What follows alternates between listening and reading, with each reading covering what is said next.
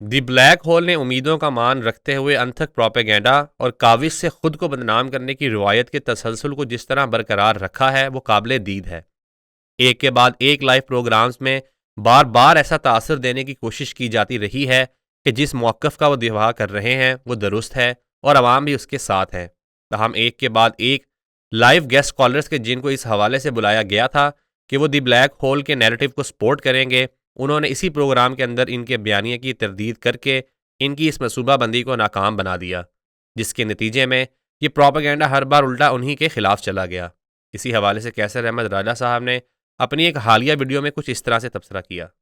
جب تحقیق کی تو پتہ چلا کہ ہاں 2019 میں ایک سرکولر ایسا جاری ہوا تھا اور اس چیز کو ریبٹ بھی کیا جا چکا کہ اس سے اس کا کوئی تعلق نہیں، لیکن بلیک ہول نے ذاتی کوشش کر کے خود کو بدنام کرنے کی روایت کو قائم رکھا، اور جن صاحب نے یعنی کہ سجاد مصطفیٰ باجوہ صاحب نے وہ سرکولر جاری کیا تھا، ان کو اپنے پروگرام میں بلایا اور اس کو پھر بلاسفمی کیسز سے نفی کرنے کی کوشش کی، لیکن یہ ساری کوشش اس وقت ایکسپوز ہو گئی جب باجوہ صاحب نے یہ کہا۔ باجوہ صاحب آپ سے ایک کوشچن ہے، کیونکہ بہت زیادہ 2019 کے لیٹر کے بارے میں پوچھا جاتا ہے کہ وہ بلاسفیمی کے متعلق تھا یا دیگر مقدمات کے متعلق تھا؟ کہ جو میں نے لیٹر کی پہلے میں وضاحت کر دی ہے کہ وہ لیٹر جو تھا وہ بلاسفیمی کیس میں نہیں تھا، وہ پرسنل ہراسمنٹ کا تھا۔ نہ اس سے پہلے کہ بلیک ہول کے فینز حضرات جو ہیں وہ غصے میں آ جائے کہ میں ایسا کیوں کہتا ہوں کہ خود کو بے عزت کرنا کوشش کر کے ان کی رسم ہے، تو میں کہنا یہ چاہ رہا ہوں کہ جیسے ڈاکٹر سلام کے دفاع میں انہوں نے پروگرام کیا، جو میں نے پوری سیریز بنائی تھی جس میں میں نے یہ ثابت کیا تھا کہ ڈاکٹر سلام کا وہ نوبل پرائز سارا دھوکا تھا، فراڈ تھا، تو انہوں نے اس وقت مائیکل ڈف کو بلا کے یہ ثابت کرنے کی کوشش کی کہ جو 1964 کا کام تھا ڈاکٹر سلام کا وہ بڑا زبردست تھا اور اسی پہ ایوارڈ وغیرہ ملے، تو ان کے اسی پروگرام میں ڈف نے یہ کہہ دیا کہ ایکچولی 1964 کے کام پہ تو ایوارڈ ملا ہی نہیں تھا۔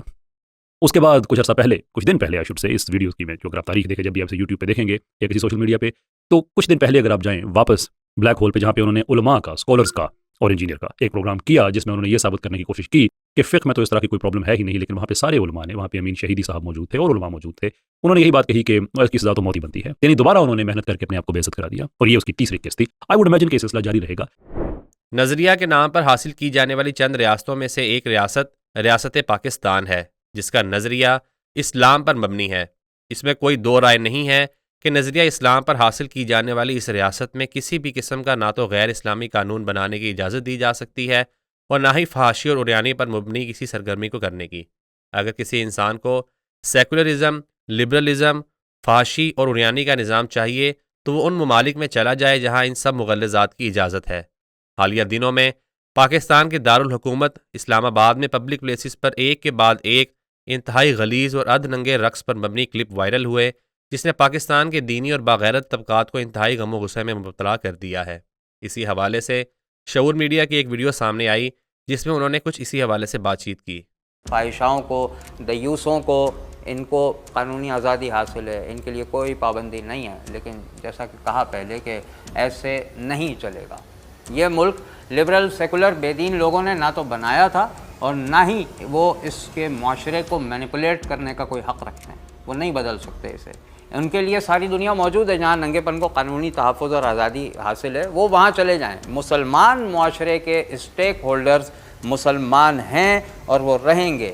آپ کو بھی، دیکھنے والے مسلمانوں، آپ کو بھی ہمارے ساتھ آواز اٹھانی ہوگی، کیونکہ ایسے نہیں چلے گا۔ سینٹورس مال والی ویڈیو کی شکایت قانونی طریقے سے آئی جی اسلام آباد اور سائبر کرائم انویسٹیگیشن ایجنسی کو الگ الگ بھیجی جا چکی ہے، شکایت رجسٹر ہو چکی ہے، ڈائری نمبر لیا جا چکا ہے۔ یہ صرف ایک ویڈیو کا معاملہ نہیں ہے، آنے والی نسلوں کے مستقبل کا مسئلہ ہے۔ ہم ریاست سے مطالبہ کرتے ہیں کہ وہ اپنی ذمہ داری ادا کریں، کیونکہ جب انصاف کمزور ہوتا ہے تو معاشرہ مجرم بننا شروع ہو جاتا ہے۔ دی بلیک ہول پلیٹ فارم ابتدا میں علم اور فکری گفتگو کے مقصد سے سامنے آیا تھا، مگر اب یہاں ایسے افراد سرگرم ہیں جو مسلسل مذہب بیزاری، سیکولرزم اور لبرلزم اور آزادی اظہار کے نام پر بلاسفیمی کے بیانیے کو فروغ دیتے ہیں، جس کی وجہ سے ان کی زیادہ تر گفتگو دین کے خلاف رخ اختیار کر چکی ہے۔ علمی گفتگو کا حسن یہ ہوتا ہے کہ اس میں گفتگو کرنے والے ہمیشہ تنقید سننے کی سخت رکھتے ہیں، کیونکہ علم و آگہی ہمیشہ تنقید سے ہی پھلتا پھولتا ہے۔ لیکن اس ادارے کے بارے میں بات کی جائے تو یہ نہ صرف تنقید برداشت کرنے کی سخت سے محروم ہے، بلکہ صرف اور صرف انا اور کسی ایجنڈا کی تشنگی کا مادہ لے کر چل رہے ہیں۔ اسی حوالے سے خرم الہی نے کیا کہا، آئیے ملاحظہ کرتے ہیں۔ اور بلیک ہول بن گیا ہے ایک کریانہ سٹور سیکولرزم کا۔ اقبال پر دلائل چاہیے، ہاں ہاں یہ رکھیں، یہ لو بھائی۔ کس پر؟ مذہب پر باتیں چاہیے، سوال مذہب پر، چھوٹے چاہیے بڑے، بڑے کون سے سائے، ہاں یہ دو۔ کہ تمہاری یہ آگے.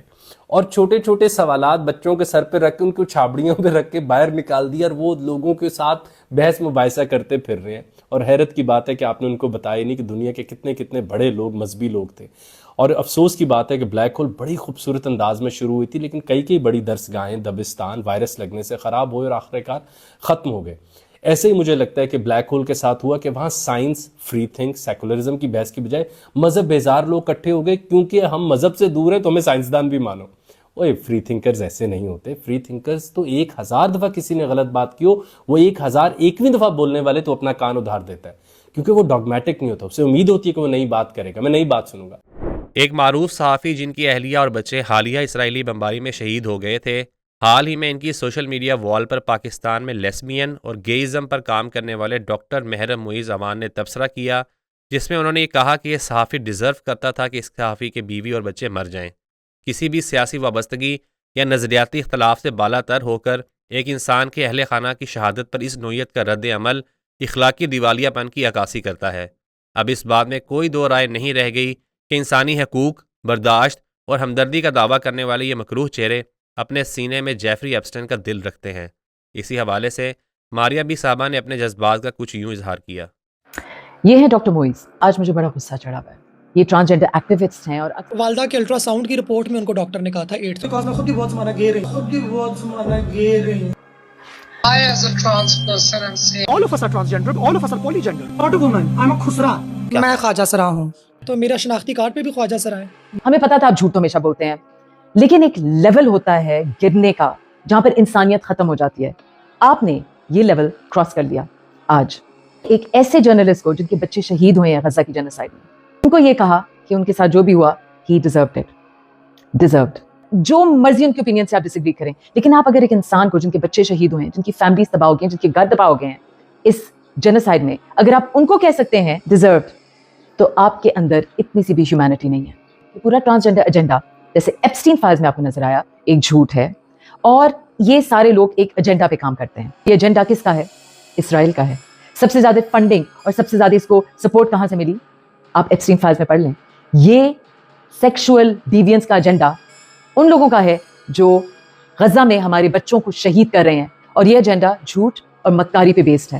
دنیا میں 2 پولارٹیز ہو گئی ہیں. ایک وہ لوگ جو حق، سچ اور غزہ کے ساتھ کھڑے ہیں، اور دوسرے وہ لوگ جو جھوٹ اور غیر انسانی برتاؤ اور جنوسائیڈ کے ساتھ کھڑے ہیں.